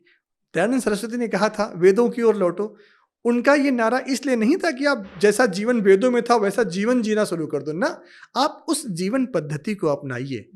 और जो भारतीय शिक्षा पद्धति है, एक छोटा सा एग्जाम्पल दे रहा हूँ। बख्तियार खिलजी की तबीयत खराब हुई और ऐसी खराब हुई कि वो मृत्युशैया पे था। उसके मंत्री ने उससे कहा कि मैं एक वैद्य को जानता हूं जो आपका जीवन बचा सकता है। कहीं ठीक है, उस वैद्य को लेके आओ। वो वैद्य नालंदा से बख्तियार खिलजी के पास लाया गया। बख्तियार खिलजी ने उसके द्वारा दी गई दवा को खाने से मना कर दिया कि मैं किसी काफिर के द्वारा दी गई दवा को नहीं खाऊंगा। उसने कहा कि आप सबसे ज़्यादा किसको प्यार करते हैं? तो कि मैं कुरान को प्यार करता हूँ। तो कल मैं आपको एक कुरान देता हूँ, आप बस 10 दिन तक उस कुरान का पाठ कीजिए, आपकी तबीयत सही हो जाएगी। और उस वैद्य ने उस कुरान के पन्नों पर अपना जो मलहम था वो लगा दिया। पलने पलटने के लिए बख्तियार खिलजी अपने हाथ से पलटता था, चाटता था और उसकी तबीयत सही हो गई। बख्तियार खिलजी ने कहा कि वो वैद्य जहाँ से आया था मैं उस स्थान का भ्रमण करना चाहूँगा। उसकी सेना उसको लेके नालंदा विश्वविद्यालय तक गई। तो बख्तियार खिलजी का वहाँ पे एक प्रश्न था कि इस पुस्तकालय में कुरान है कि नहीं। जब बताया गया कि नहीं है तो उसने कहा जहाँ पर कुरान नहीं हो उस जगह को अस्तित्व में रहने का अधिकार नहीं है। उसने वहाँ पर आग लगा दी, सारी पुस्तकें जल गई, हमारा जो ज्ञान था, हमारा जो संचित ज्ञान था वो खत्म हो गया। लेकिन आज फिर से उस एजुकेशन, ब्राह्मणों का इसमें बहुत बड़ा योगदान है। हमारे यहाँ जो ब्राह्मण थे उन बेचारों ने अपने लिए भिक्षा और शिक्षा को ही अपना प्रोफेशन बना लिया था। शुरू से हमने देखा भी शुरुआत से ही है कि उनको भिक्षा और शिक्षा, तो उनके मस्तिष्क में वो सारे ग्रंथ संचित थे, स्टोर्ड थे। उन्होंने सारे ग्रंथों को रिक्रिएट किया और आज आप देख रहे हैं कि भारतीय संस्कृति एक बार फिर से पूरे विश्व में छाने को तैयार है। आप दुनिया में कहीं जाइए, आपको वहाँ भारतीय मिलेगा, और भारतीयों से ज़्यादा अच्छे भारतीय आपको विदेश में मिलेंगे। वो अपना हर त्यौहार मनाते हैं, अपने बच्चों को भारतीय संस्कार सिखाते हैं, अपने बच्चों को भारतीय भाषा सिखाते हैं, और अब लोग संस्कृत भाषा के पास जा रहे हैं। मुझे तो गर्व है कि मैं पेरेंट जिसका बेटा संस्कृत पढ़ता है। मेरा छोटा बेटा अपने क्लास के करिकुलम में संस्कृत पढ़ रहा है। बिल्कुल, मैं भैया इसी पे आने वाला था। जैसे आजकल का एजुकेशन सिस्टम भी खराब हो गया है। अगर आप देखो तो बच्चों को स्कूल्स में पढ़ाई के अलावा सब कुछ कराया जा रहा है। और अगर मैं कहूँ, जैसे आपने कहा संस्कृत हमारी इतनी बड़ी चीज़ चले आ रही है, वो बच्चों को पढ़ाई नहीं जाती है। या मैं यूँ को अभी की बात है, पिछले 10-15 सालों से बिल्कुल बंद है वो चीज़। तो जब चीज़ लोगों को पढ़ाई नहीं जाएगी तो वो सीखेंगे भी क्या? उनको पता कैसे चलेगा हमारी संस्कृति कैसी थी, क्या था उसमें? तो ये पढ़ाया ही नहीं जा रहा है। शिक्षा दान की जाती थी, शिक्षा दान की वस्तु थी। जब से शिक्षा व्यापार बन गई, तब से जो शिक्षा का डिवेल्यूशन हो गया। अब तो शिक्षा बिक रही है। आपके बच्चे को वो एज ए प्रोडक्ट इस्तेमाल करते हैं। आपका बच्चा उनके लिए छात्र नहीं है, वो प्रोडक्ट है। और मैं आपको बता दूं, मैं भी इस बैड एक्सपीरियंस से गुजरा हूं कि बच्चे की फीस रसीद जनरेट नहीं होती है, फी बिल जनरेट होता है। और बिल सिर्फ उस चीज़ का जनरेट होता है जो बेची जा रही हो। इसका मतलब कि स्कूल एक्सेप्ट करते हैं कि वो शिक्षा को बेच रहे हैं। तो जब से शिक्षा व्यवसाय बना है, लोग पैसा कमाने की अंधी दौड़ में लगे हुए हैं दोस्त। और जब शिक्षा बिक रही हो तो देश का भला कैसे हो सकता है? बिल्कुल। और ऊपर से फिर ये सोशल मीडिया पे आजकल हर कोई देखो रील ही बना रहा, रील के चक्कर में। और हमारे यहाँ ज़्यादा ये हो गया है। और बाकी और देश जैसे अमेरिका, यूरोप के बहुत सारे उनको मतलब ग्रोथ करे जा रहे हैं, विस्कार करे जा रहे हैं। चाइना में भी बहुत सारी चीज़ें हो रही है, लेकिन हमारे यहाँ पे सोशल मीडिया ज़्यादा चलने लगा है, रील के चक्कर में लगे रहते हैं। दोस्त, आज आपसे रिक्वेस्ट है कि बार बार इसको सोशल मीडिया कहना बंद कर दीजिए।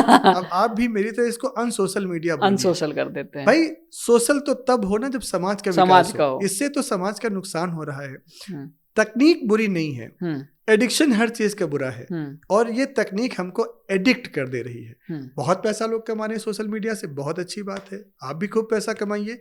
लेकिन आप चूंकि एक फेमस इन्फ्लुएंसर हैं, तो आपसे एक रिक्वेस्ट होगी कि जो हमारी नई जनरेशन है उसको सोशल मीडिया यूज़ करें। वो खूब वीडियो देखें। हमें कतई नहीं मतलब ये नहीं कहूँगा कि वो टेक्नोलॉजी से दूर हो जाएं।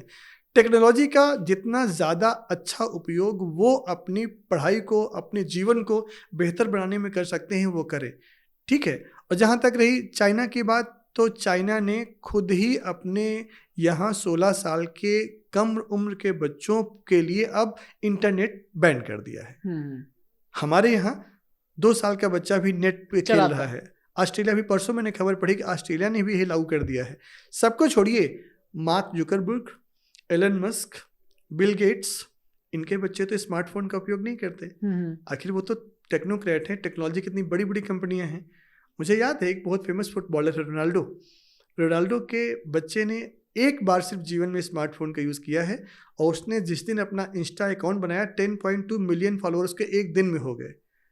रोनाल्डो को लगा कि मेरे बच्चे के साथ कुछ गलत होने जा रहा है।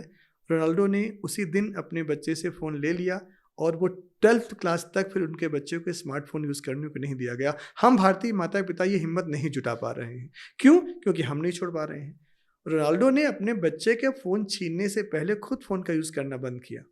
जब मैं उसको किस मुंह से रोकूंगा जब मैं खुद ही यूज़ कर रहा हूं तो लेकिन अभी रोनाल्डो ने यूट्यूब चैनल बनाया है और उसके एक ही दिन में सारे रिकॉर्ड टूटे। 1 घंटे 40 मिनट में उसके 1 मिलियन सब्सक्राइबर थे, 2 घंटे में उसके 10 मिलियन हो गए, और एक दिन करीब एक दिन मान लीजिए आप, उस पर उसके 50 मिलियन सब्सक्राइबर। यही तो पॉइंट आउट करना चाहता हूँ कि रोनाल्डो चाहता तो उसके बच्चे के भी इतना रहते। रोनाल्डो इतना लेट सोशल मीडिया पे क्यों आया?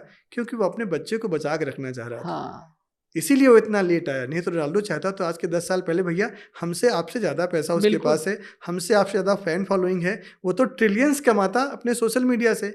लेकिन उसको अपने बच्चे का भविष्य संवारना था, इसलिए उसने खुद भी सोशल मीडिया से अपने आप को दूर रखा। जब उसका बच्चा इस स्टेज पे है कि अब वो समझ सकता है कि सोशल मीडिया क्या नुकसान है, रोनाल्डो खुद भी सोशल मीडिया पे एक्टिव। अच्छा भैया, एक चीज़ होती है जैसे कि हमसे मना करा जाता है कि अगर आप कुछ काम करने जा रहे हो तो किसी को बताओ मत, या फिर आपको कुछ नया स्टार्ट करने जा रहे हो तो किसी को बताओ मत, क्योंकि नज़र लग जाएगी। तो आप ये नज़र पे बिलीव करते हैं? नज़र ऊर्जा का एक रूप है।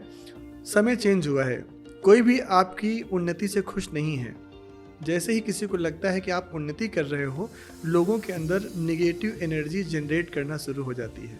और अगर कभी आपने डिस्कवरी पे जाके एक सीक्रेट 1 2 3 4 करके एक सीरियल आया था, आप देखो, तो आप जब भी कुछ सोचते हो, ऊर्जा का प्रवाह होता है, वो जनरेट होती है, रेडिएट होती है और ट्रांसफॉर्म होती है। हम कुछ भी सोचते हैं वो ऊर्जा के रूप में आता है और चारों तरफ फैलता है। लोग कहते हैं कि इनके आसपास बहुत ही पॉजिटिव वाइब्स आ रही हैं। जो अच्छे लोग होते हैं उनके आसपास पॉजिटिव वाइब्स आती हैं। तो आपके पास आसपास अगर अच्छे लोग हैं तो आपकी उन्नति से वो खुश होंगे तो पॉजिटिव वाइब आएगी, आपकी उन्नति से वो नाखुश होंगे तो निगेटिव वाइब्स आएंगी। और सिद्धांत है विज्ञान का कि जो निगेटिव वाइब्स होती हैं वो बहुत तेज़ी से इम्पैक्ट करती हैं। इसीलिए अपने आसपास किसी ऐसे व्यक्ति को मत रखिए जो आपके बारे में बुरा सोचता हो। बुरा सोचेंगे तो नज़र लगेगी, क्योंकि सारा खेल सोच का है। अच्छा सोचने वाले लोग हैं तो आपके बारे में अच्छा सोचें, आपको नज़र नहीं लगेगी। आपके बारे में बुरा सोचेंगे तो नज़र लग जाती। अपने यहाँ एक होता कुदृष्टि होती है। आपने रामचरितमानस की एक चौपाई सुनी होगी, बहुत ही फेमस हुई थी कि ढोल गंवार शूद्र पशु नारी सकल ताड़ना के अधिकारी। ताड़ना इज नॉट अ पीटना, वो कुदृष्टि ही होती है। दृष्टि अगर कुदृष्टि में बदलेगी तो आपका नुकसान होगा। तो हाँ, इस भयंकर तकनीकी और वैज्ञानिक युग में मैं ये मानता हूँ कि हाँ, नज़र लगती है। कभी भी कोई अच्छा काम करने जा रहे हो तो जब तक उसे कर न लो, किसी को बताने की आवश्यकता नहीं है, नज़र लग जाती है। दादी माँ मम्मी कहती थी नज़र लगती है मतलब लगती है। हमारे यहाँ तो जो बड़े बुजुर्ग कहते हैं वही सही होता है। भैया चुपचाप चले जाओ, किसी को बताना ना, जरूरत नहीं है। बिल्कुल नुकसान होता है कभी कभी। अच्छा भैया, एक जो नया फीचर आया ये AI, ये मतलब कितना खतरनाक हो सकता है, या फिर मतलब इसको पॉजिटिव में लें ज़्यादा या नेगेटिव में लें? क्योंकि अभी तक तो जितना हमने देखा है उसका गलत इस्तेमाल होता हुआ देखा है। क्योंकि मैं हर चीज़ को पॉजिटिवली लेता हूँ, इसलिए मैं AI को भी पॉजिटिवली ही ले रहा हूँ। ह्यूमन इंटेलिजेंस का कोई जवाब नहीं है, कोई कंपैरिजन नहीं है। जब कंप्यूटर आया था तब लोगों ने कहा था कि इससे बहुत बड़ी बेरोज़गारी बढ़ेगी, लोग बेरोज़गार हो जाएंगे, उनके पास नौकरियां नहीं रहेंगी। कंप्यूटर के आने के बाद रोज़गार का अपॉर्चुनिटी बहुत बढ़ा, कनेक्टिविटी बढ़ी, इंटरनेट आया तो और लोगों को लगा अरे अब तो ये सब चीज़ें ख़त्म हो जाएंगी। तो तकनीक का हमेशा अच्छा उपयोग होना चाहिए। हाँ, लेकिन ये मानव मन की अभिशप्ति है कि मानव बुराई की तरफ बहुत तेज़ी से भागता है। तो हर चीज़ की अच्छाइयाँ हैं और हर चीज़ की बुराइयाँ हैं। हाँ, चीज़ें तो ख़त्म हो रही हैं। जैसे जिराफ की गर्दन लंबी हुई, जैसे हमारी पूंछ गायब हुई, तो आप अपने आसपास नज़र घुमाइएगा कि एक छोटी सी डिवाइस इन्वेंट हुई जो मोबाइल के नाम से जानी जाती है। कितनी चीज़ों को इसने ख़त्म कर दिया। आपकी रिस्ट वॉच, आपकी स्टॉप वॉच, आपके घर का कैलेंडर, आपकी अलार्म क्लॉक, आपके पर्स के अंदर का वो एक डायरी जो होता था वो कितनी चीज़ों का अकेले काम ये कर रही है और कितनी ही इंडस्ट्रीज बंद हो गई। तो तकनीक का नुकसान तो है, कुछ चीज़ें अगर बंद होंगी तो कुछ नई चीज़ें पैदा भी होंगी। लेकिन आर्टिफिशियल इंटेलिजेंस खतरनाक इसलिए है कि एक समय एक सीमा पर जाकर इंसान के सोचने की क्षमता खत्म हो जाती है, लेकिन AI की सोचने की क्षमता तब भी जारी रहेगी। क्योंकि एक इंसान के पास तो एक आदमी का दिमाग है ना, AI के पास तो बिलियंस ऑफ पीपल्स का माइंड है। और निश्चित रूप से अगर आपने स्पेस ओडिसी एक मूवी देखी हो जहाँ पर एक कंप्यूटर एक आदमी की तरह सोचने लगता है और एक साइंटिस्ट स्पेस में फंस जाता है। बस साइंटिस्ट ने खाली उसकी प्रोग्रामिंग में एक चीज़ नहीं डाली थी कि उस मशीन को स्विच ऑन स्विच ऑफ कैसे किया जाएगा। उस साइंटिस्ट ने अगर वो मशीन स्विच ऑफ ना कर दी होती तो वो आदमी वहीं स्पेस में ख़त्म हो गया होता। तो ये जो एज है वो ह्यूमन के पास है, जो ह्यूमन हमेशा एज में रहेगा। और मैं हमेशा नेचुरल इंटेलिजेंस का समर्थक रहा हूँ। व्यक्ति के अंदर जो नेचुरल इंटेलिजेंस है उसको इन्हेंस किया जाए, लोग एक दूसरे से कनेक्ट रहें, लोग एक दूसरे के साथ रिलेशन में रहें। ये मोबाइल हमें अनसोशल कर दे रहा है, लोगों से दूर कर रहा है। बिल्कुल। हम लोगों से जुड़े रहें। आजकल एक नारा बहुत फेमस है, एक रहेंगे तो नेक रहेंगे, बिना किसी पॉलिटिकल पार्टी का समर्थन किए हुए, कि हम सबको एक रहना है, हम सबको एक दूसरे से जुड़े रहना है और हम सबको एक दूसरे के काम आना है। हम सब इंसान हैं और अगर हम इंसान होकर हमारे अंदर इंसानियत खत्म हो जाएगी तो हम इंसान कहलाने के काबिल ही नहीं रहेंगे। AI अच्छा और बुरा दोनों है, डिपेंड करता है कि हम उसका प्रयोग किस रूप में कर रहे हैं। अच्छा भैया, एक चीज़ और हम जो इस पॉडकास्ट के माध्यम से कर रहे हैं कि जो ये शराब हो गया, सिगरेट वगैरह हो गई, स्मोकिंग हो गई, या पान बीड़ी, जो भी सब चीज़ें लोग आजकल करते हैं, ये आजकल की जो जनरेशन होगी इसके लिए कूलनेस समझते हैं कि यार अगर दारू नहीं पियेंगे, हुक्का नहीं चलाएंगे पार्टी में तो पार्टी कैसी। और फिर वो पीना जो है इतना ज़्यादा बढ़ गया है कि यार एक एक बोतल पी के मैं तो खड़ा रहता हूँ, मुझे तो कुछ नहीं होता है। तो ये जो शराब के चक्कर में लोग आजकल बर्बाद हो रहे हैं, जैसे मैंने बहुत देखा है कि घर का कोई मुखिया अगर शराब पी रहा है तो उसके घर का क्या नाश होता है, ये मैंने अब देखा है। नशा और नाश में सिर्फ एक मात्रा का अंतर है। नशे की आखिरी की मात्रा उठा के बीच में लाइए तो नाश के सिवा और कुछ बचता नहीं है। नशा हमेशा ही नाश करता है। कई तरह का नशा होता है। जो ड्रग एडिक्शन होता है, शराब, गांजा, भांग, इसमें भी आपकी भारतीय फिल्मों का बहुत ही बेहतरीन रोल रहा है। युद्धम मारुदम टाइप के गाने आते थे, पता नहीं हरे कृष्णा हरे, भगवान के नाम को दारू शराब के साथ जोड़ दिया, भला बताइए। तो मेरा ये मानना है कि नशा किसी भी रूप में हो बुरा है।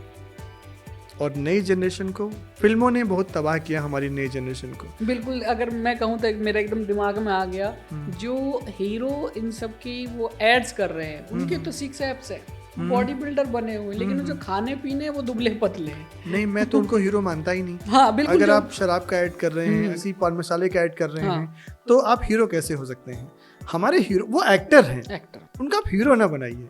हीरो मेधा पाटकर हैं, हीरो सुहास एलवाई हैं, हीरो राजवर्धन राठौर हैं, हीरो हमारे वो खिलाड़ी हैं जो ओलंपिक से गोल्ड मेडल जीत के लाए हैं, हीरो हमारा वो व्यक्ति है जो जमीन पर जाकर जनता के उत्थान के लिए काम कर रहा है। आपके प्रधानमंत्री आपके हीरो हैं, आपके मुख्यमंत्री आपके हीरो हैं, क्योंकि वो हीरो जैसा काम कर रहे हैं।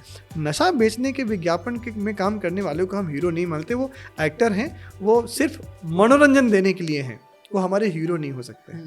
वो समाज को दूषित करने का काम पहले भी कर रहे थे और वो अभी भी कर रहे हैं। तो मतलब नशा किसी भी तरीके का अच्छा नहीं है। जीवन से बड़ा नशा कोई है ही नहीं। जो जीवन का नशा है, आप उस नशे को जीजिए, आप पढ़ाई में डूबिए। मैं तो नशे के बारे में एक बहुत ही मशहूर शायरी है, मैं सुना देता हूँ आपके पॉडकास्ट पे कि तेरी निगाह से ऐसी शराब पी मैंने कि न फिर होश का दावा किया कभी मैंने, वो और होंगे जिन्हें मौत आ गई होगी, निगाहे यार से पाई है ज़िंदगी मैंने। तो नशा करना है तो ऐसा कीजिए। शराब, बीड़ी, भांग के नशे में क्या रखा हुआ है? यहाँ तो इंसान ही सबसे बड़ा नशा है। अगर आपको डूबना है तो आप अपने प्यार के नशे में डूबिए, आप रिश्तों के नशे में डूबिए, आप पत्नी के नशे में डूबिए, आप माँ के प्यार के नशे में डूबिए, आप बच्चों के नशे में डूबिए, आप पढ़ाई में डूबिए, आप बिजनेस में डूबिए। डूबना है तो अच्छी चीज़ों में डूबिए। डूबने के लिए दुनिया कम थोड़ी ना है। नशे से दूर रहना चाहिए। मेरा नई जनरेशन को यही एक संदेश है अपनी तरफ से। बिल्कुल भैया, एक चीज़ और, आपने इतनी सारी बातें की संस्कृत से रिलेटेड कि अब वो वापसी हो रही है हमारी, तो आने वाले समय में हमारा देश किन ऊंचाइयों को छूने वाला है, हम कहाँ देख रहे हैं? हम बहुत बेहतरीन ऊंचाइयों पर थे, हम बीच में गड्ढे में डाल दिए गए। हम शुरुआत करते हैं। चलिए, दुनिया का विज्ञान आज जहाँ भी है वो हमारे बगैर नहीं है। एक लाइन है किसी बहुत मशहूर मूवी की, जब जीरो दिया मेरे भारत ने तब दुनिया को गिनती आई, तारों की भाषा भारत ने दुनिया को पहले सिखलाई, देता न दशमलव भारत यूं तो चांद पे जाना मुश्किल था, धरती और चांद की दूरी का अंदाजा लगाना मुश्किल था, सभ्यता जहां पहले जन्मी थी जहां कला, मेरा भारत वो भारत है जिसके पीछे संसार चला और आगे बढ़ा, बढ़ता ही गया बढ़ता ही रहे, भगवान करे ये और बढ़े बढ़ता ही रहे और फूले फले। विज्ञान विश्व का जहां है वो हमारी वजह से है, क्योंकि बिना जीरो और बिना डेसिमल के साइंस और टेक्नोलॉजी असंभव है। और कौन ये कहता है कि जीरो का आविष्कार आर्यभट्ट ने किया? अगर जीरो का आविष्कार आर्यभट्ट ने किया तो रावण के 10 सर थे, इसकी गिनती कैसे आई? भाई 10 होने के लिए जीरो का होना जरूरी है। बिल्कुल। तो रावण तो दशानंद था, राम के पिता का नाम दशरथ था, तो 10 का अगर अस्तित्व था इसका मतलब जीरो का भी अस्तित्व था। इसका मतलब जीरो हमारे प्राचीन वेदों का ज्ञान है, और जो वेद है ना वो सूक्त हैं, और उन सूक्तों को डिकोड किया जाना अभी बाकी है। आप कभी समझ पाए पवन की अभी तक इंडस वैली की भाषा को क्यों नहीं पढ़ा गया? अब तो एआई आ गया है, 1 घंटे में आप उस भाषा को पढ़ लेंगे। विदेशियों ने पढ़ना ही नहीं चाहा, क्योंकि उनको पता था कि अगर इंडस वैली की भाषा पढ़ ली गई तो भारतीयों की जो सनातन संस्कृति है उसकी प्राचीनता इंडस वैली तक चली जाएगी। और वो कैसे स्वीकार करते कि उनकी अंग्रेजी, उनकी क्रिश्चियनिटी और उनके इस्लाम से आपकी भाषा पुरानी है? इसलिए उन लोगों ने जानबूझकर जो इंडस वैली की स्क्रिप्ट है अभी तक नहीं पढ़ी। लेकिन आप देखिएगा इस एआई के आगमन के बाद आपके इंडस वैली की लिपि पढ़ी जाएगी और आपकी जो अपनी पुरातन संस्कृति है वो अनादिकाल से लेकर भगवान राम और भगवान कृष्ण के जन्म का समय तक आपके विज्ञान ने ढूंढ लिया है। तो आप इत्मीनान कीजिए। लोग कहते हैं कि रामचरितमानस कल्पना है, लोग कहते हैं कि जो महाभारत है वो कल्पना है। अरे तो कल्पना ही थी तो आप भी ऐसी कल्पना कर लेते, आप ऐसी कल्पना क्यों नहीं कर पाए? क्योंकि कल्पना करने के लिए इंसान का सोचना बहुत ज़रूरी होता है। आपके अंदर सोच विकसित नहीं थी जब आपके पुरखे जंगलों में केले के पत्ते लपेट के टहला करते थे, तब हमारा भारत पूरी दुनिया को विज्ञान, शिक्षा, चिकित्सा और दर्शन का ज्ञान बांट रहा था। आप भारत की बराबरी कभी कर ही नहीं सकते। भारत का मतलब ही होता है कि ज्ञान की खोज में रत रहने वाला। हम हमेशा ज्ञान की, इसीलिए विश्व के गुरु हम हैं। बिल्कुल। सभ्यता हमारे देश से जन्मी है। पूरे सारी सभ्यताएं मिट गई ना। बेबीलोन की सभ्यता खत्म, सुमेरिया की सभ्यता खत्म, मिस्र की सभ्यता खत्म, जितनी सभ्यताएं थी सब खत्म। सनातन सभ्यता तो अभी नहीं खत्म हुई है। प्री इंडस वैली में भी सनातन संस्कृति थी, पोस्ट इंडस वैली में भी सनातन संस्कृति है। तो जिसका न आदि है न अंत है वही सनातन है। हम फिर से दुनिया पे राज करेंगे, हम आपका इत्मीनान दिलाना चाहते हैं और आप उस रास्ते पे अब आ चुके हैं। पूरी दुनिया अब स्वीकार करने लगी है कि भारत का सामना करना बहुत मुश्किल है। और अपने जो जनरेशन है वो अपने धर्म को और अपनाए तो फिर अलग ही बात हो जाएगी। दोस्त, धर्म का अर्थ होता है धारण करना। आप व्यक्ति को, हमको पढ़ाया गलत गया, हमको पढ़ाया गया अहिंसा परमो धर्म, अहिंसा सबसे बड़ा धर्म है। दूसरा वाला श्लोक गायब कर दिया गया। दूसरे श्लोक का पाठ था धर्म हिंसा तथैव च। अहिंसा सबसे बड़ा धर्म है, लेकिन धर्म के लिए की गई हिंसा उससे भी बड़ा धर्म है। और सत्ताएं सिर्फ तलवारों से जीती जाती हैं। मेरा ये मानना है कि भारत कभी एक शांति प्रिय देश नहीं रहा। हमने यहाँ से लेके मलेशिया तक, कंबोडिया तक, यहाँ से लेके गजनी तक, फारस तक, ईरान तक सिर्फ तलवारों के बल पे राज्य किया है। और जिस देश में तलवारों या हथियारों की पूजा होती हो उस देश को आप शांति प्रिय, हम शांति के रक्षक हैं। हम युद्ध अपनी तरफ से नहीं थोपते हैं, लेकिन कोई अगर युद्ध थोपेगा तो उसका जवाब देना हम भारतीयों को बहुत अच्छे से आता है। बिल्कुल बिल्कुल। बहुत अच्छी अच्छी बातें भैया आपने कही और धन्यवाद, आपने समय निकाला हमारे लिए। और ये जो बातें हैं ये हमारी जनरेशन समझे, क्योंकि बहुत ही ज़्यादा ज़रूरी बातें हैं समझने के लिए। थैंक यू भैया फॉर कमिंग। आपको भी बहुत बहुत धन्यवाद। ईश्वर करे कि आपका पॉडकास्ट ऐसे ही हिट रहे और आप बार बार हमें बुलाते रहें डिफरेंट मुद्दों पे। हम आके अपनी बेबाक राय जरूर रखेंगे। बिल्कुल। आपके दर्शकों को बहुत बहुत धन्यवाद। Thank you so much.